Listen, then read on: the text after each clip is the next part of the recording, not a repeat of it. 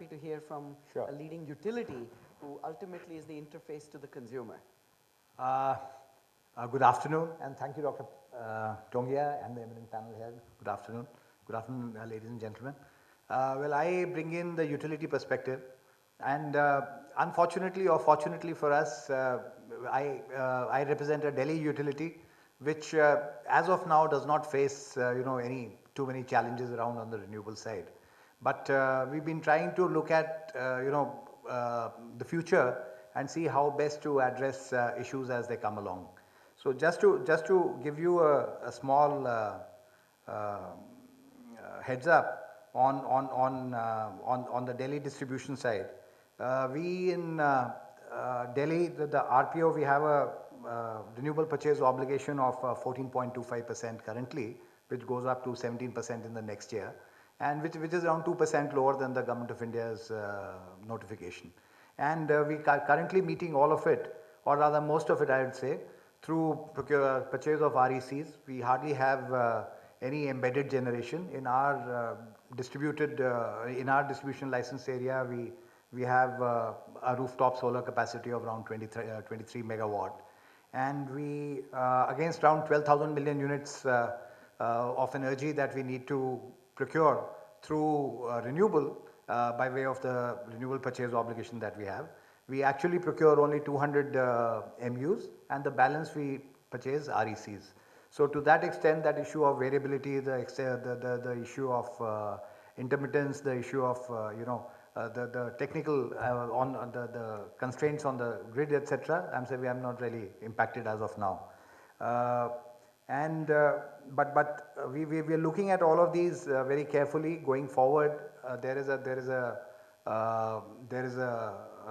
study that we got done which says that the rooftop potential in our area itself is going to be around 400 megawatts, against which we have around 23 megawatts which is installed as of now. So the issue that basically arises is as to why is it that rooftop is not taken off. One of the main reasons has been that the net metering regulation wasn't there. And so countrywide, if you see, most of the places net metering regulations weren't there. And now that net metering regulations are there, you're seeing more of it coming in. But then you have various issues around financing of those, the issue of who'll pay for that, and whether there's creditworthiness around the person whose roof you're going to be using, etc., etc. And now, of course, in some of the states, you're seeing a pushback on the net metering issue totally, because it is offsetting, because the loss of revenue that is happening to the revenues is very significant, which is forcing them to look at it in a manner that they're trying to put as many obstacles as possible around that. And I'm not too sure whether going forward as to how long the net metering regulations will continue, and whether we'll end up with some kind of feed-in tariffs, or or we go back to gross metering with some feed-in tariffs for these renewables. So there could be a possibility around that. And so on the issue of coming back to the issues that the renewables bring up, and as to what we are doing around that, storage is one thing that we are looking at very closely. In fact, we've just established a 10 megawatt grid connected large storage solution, which is basically going to work towards the ancillary requirements, towards what you call ensuring that the deviation settlement mechanism, the deviations are minimized to that extent, and it ramps up, it comes up and ramps up immediately if there's a cloud cover, or there's a requirement, etc., etc. So we've done studies around that, and then we are also looking at smallest storage. This is of course grid connected 10 megawatt storage. We are looking at having smaller 200 kilowatt storage solutions in various grid substations, and then going forward maybe on a DT and feeder, at a feeder level we'll also have a storage solution. In addition to that, we've done a ADR project, demand response project, where we had around 200 odd consumers whom we put into that program, and that program was approved by the Regulatory Commission as well. And we were able to shave a peak of around 24 megawatts through that process.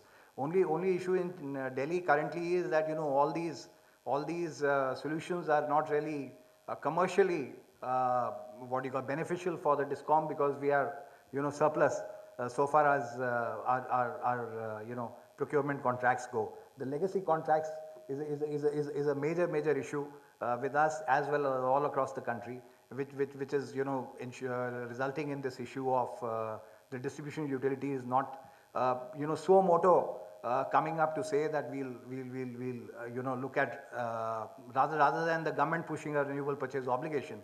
So most of it incidentally is right now being pushed by the government, so the utilities are going ahead and procuring power through renewable.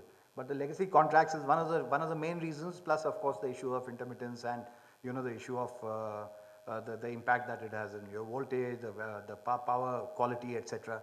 So all of that is resulting in issues whereby the utilities as of now on their own are really not too happy procuring renewable. But as I said, this is the way to go. And we in Delhi are looking at ways and means to see as to how best we'll be able to integrate the renewable power as and when the quantum becomes significantly higher when it starts impacting our grid. I guess rest we can take up once we're discussing. Sure. Thank you.